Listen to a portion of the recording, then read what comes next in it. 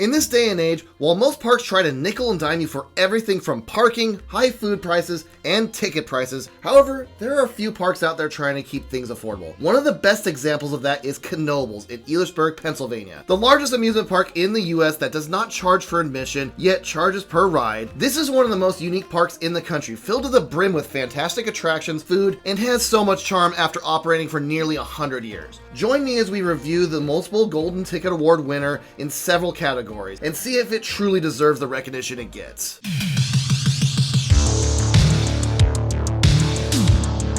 As old school as Knoebels is, it should not come as a surprise to anyone that the park has been around for almost a century. In fact, they'll be celebrating their 100th season next year in 2026. It opens its doors in 1926 after the Knoebels family purchased the land in the middle of the Pennsylvania mountains, starting with just a steam-powered carousel and what would later become the Crystal Pool that to this day serves as the center of the park. Fast forward over the years and Knoebels has opened more and more attractions to becoming the charming amusement park it is known for today.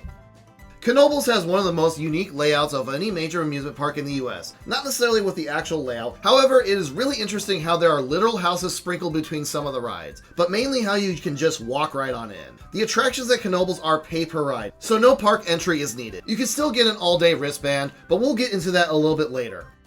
While there are not any hotels at the resort, Knoebels is home to a 500-acre campsite surrounding the park, filled with many cottages and even some homes as old as the park itself. You do get the unique experience of staying right next to the park, and since there are no fences surrounding the park, you can walk right in and start your day. Just like any park, the most important aspect is the attractions, and while not a huge park, Knoebels does manage to pack a lot of attractions into a relatively small space.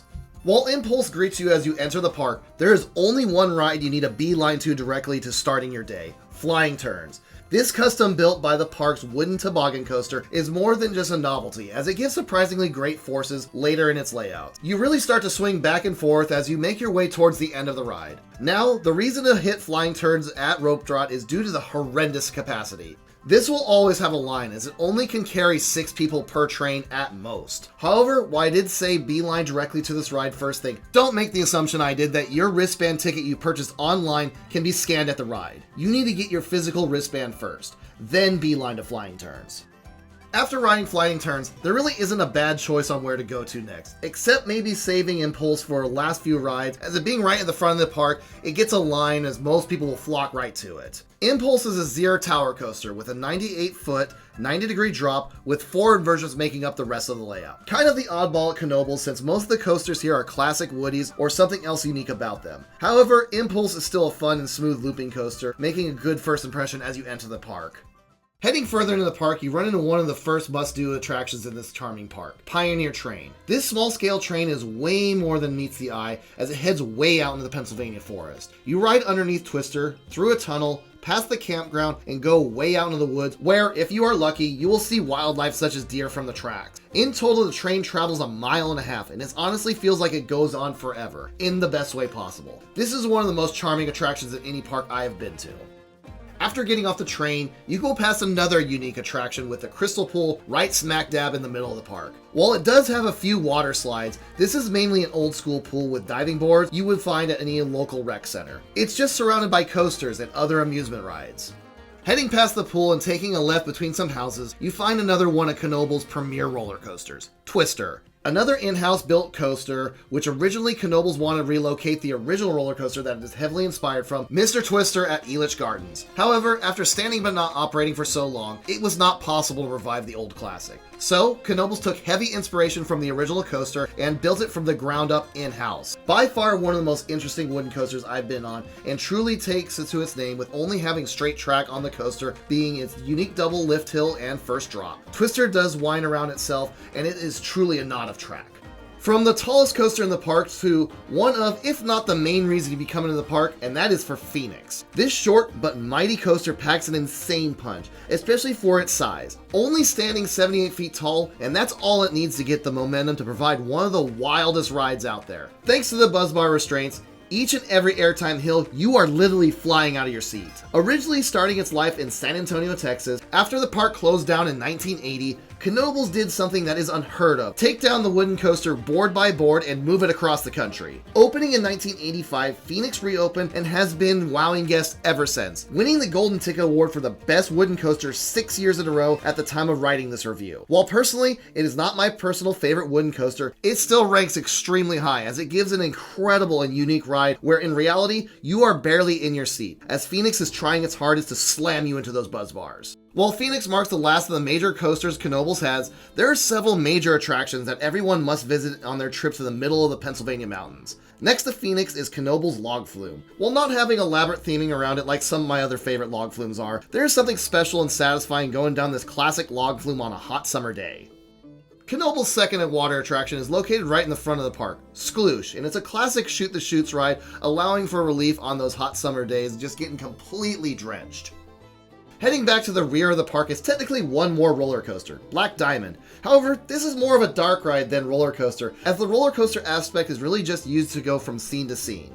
The theming is quite elaborate, themed to the Pennsylvania coal mines that dominate the region of this country. While far from a thrill, this was a really fun and unique attraction that fits in this park so well. While located almost every amusement park and theme park in the country, Knoebels has an extremely unique carousel. The Grand Carousel size alone is noteworthy, being one of the largest in the world with 63 hand-carved horses. However, what makes this extra fun on the outer rows of the horses, the riders are able to attempt to grab brass rings as they ride by. One lucky rider will receive a golden ring, which they are able to redeem for some tickets. Knoebels has so many fantastic attractions for little ones, from boat rides, train rides, car rides, and so many attractions that require little to no height requirement. There are attractions for everyone at Knoebels. While I could talk about the unique attractions of Knoebels for ages, there is one last one that I sadly missed out on my visit, but it is significant enough that it needs to be talked about in this review, the Haunted Mansion. While sharing a name with the classic attraction found at Disney parks around the world, Knoebels' version is a little bit more of a classic old school amusement park horror ride that most younger visitors would only recognize from pop culture such as Rollercoaster Tycoon. Filled with jump scares, this is a much more terrifying version of the more story-driven and tame attractions you find at Disney parks. One final note, this attraction is the only one that does not accept the all-day wristband, and you need to use your tickets to ride it.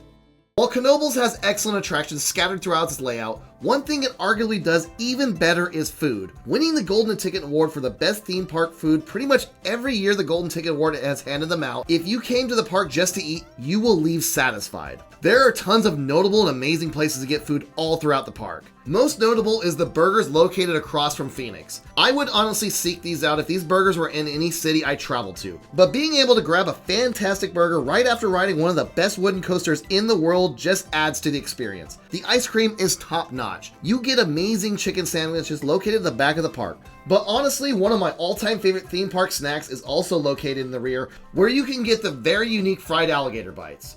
The cherry on top of the fantastic food, which I will get a little bit more in depth to a little later, is how it is extremely reasonably priced.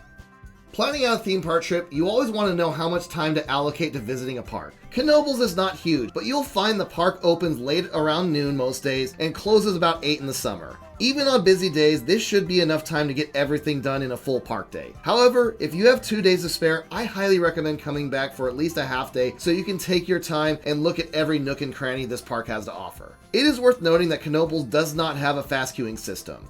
Now, you are able to get so much done with so little time since Knoebels has arguably the best operations I've ever seen, especially outside of Disney and Universal Park. It is common to see 45-second dispatches on Phoenix, with some being as clocked as low as 30 seconds. For context, at my home park at Kings Island, which also has fantastic operations, Orion and Diamondback commonly clock in at 75 to 90-second dispatches. It is truly impressive how fast the Knoebels crew can operate. One final touch point to go over before we hand out the final scores is how much a trip to Knoebels is going to cost you. In short, not much. First thing is there is no cost for parking. While admission is also free, you obviously need access to the attractions. Most major attractions will run you $4.50 per ride, some as high as $5, and some as low as $2. If you have an entire day and it's not too crowded, an all-day wristband costing about $50 is the way to go. As long as you are not stuck in too many long lines, you should get your money's worth. However, it is noted that the Crystal Pool and and Haunted Mansion are not included with the all-day wristband. Food is extremely reasonable, especially inside an amusement park. Most meals run you around $10, and snack items are closer to $5. It is noted that Knoebels does not sell a season pass, so for locals, you do have to pay every time you go. However, there is a season pass offered for the Crystal Pool. Overall, Knoebels is one of the best values in the theme and amusement park industry. Now, let's get into my final thoughts, areas I think for improvement, and overall scores for Knoebels. Rollercoaster Rundown is a weighted average of scores, where attractions get 40%, operations are 20%, park presentation is 15%, food also gets 15%, and overall value gets 10%, combining all together to give a final score. Knoebels is filled with tons of amazing attractions. While not having the quantity of some parks, what Knoebels does have is very high quality. While it does excel at having some amazing roller coasters, the park also has some amazing flat rides and tons of unique rides you'll only find here. In my opinion, Knoebels could add one more e-ticket attraction to stand high with the other attractions such as Phoenix and Twister, but overall, Knoebels has plenty of attractions for everyone. Knoebels scores a respectable 9.1 out of 10. The park's presentation is very good, with a unique charm throughout the park that you don't really find anywhere else. Being located in the mountains does add a nice flair not all parks are able to take advantage of. Only thing truly holding it back is the gravel walking paths that don't really hold up the quality as high as other parks in its caliber. Regardless, Knoebels still scores a respectable 8.7 out of 10. Food is a very big strong point for Knoebels, where everything is delicious with so many great offerings throughout the park. Food gets a perfect 10 out of 10. You cannot get a better value pretty much anywhere else in the US. Combined with the free parking, very reasonable rates for either single ride admission tickets or the all-day wristband, add in the amazing food prices, and value also gets a perfect 10 out of 10. Finally, you won't have to wait long in lines at Knoebels, where even when the park had to run one train operations, Phoenix's line was moving so consistently where it took me until I got to the station to realize that they were even on one train. With 30-second dispatches being common, Knoebels earns a perfect 10 out of 10. With that final note, Knoebels gets a Rollercoaster Rundown of 9.4 out of 10, currently ranked number 12 out of the 34 parks I've been to. It is hard not to love this park. It doesn't have the biggest or the fastest rides out there, however it is oozing with charm and super high quality everywhere you look. This is a must visit for anyone who is in the state of Pennsylvania. Personally, if I had to pick, I would choose Knoebels over its nearby neighbor Hershey Park. Well, what do you think? Comment down below if you agree, disagree, or maybe there are some things I'm missing in my review. And if you're new here, consider subscribing to Park Productions to find more fun reviews, vlogs, and ranking videos throughout the theme and amusement park industry. Thank you all for watching.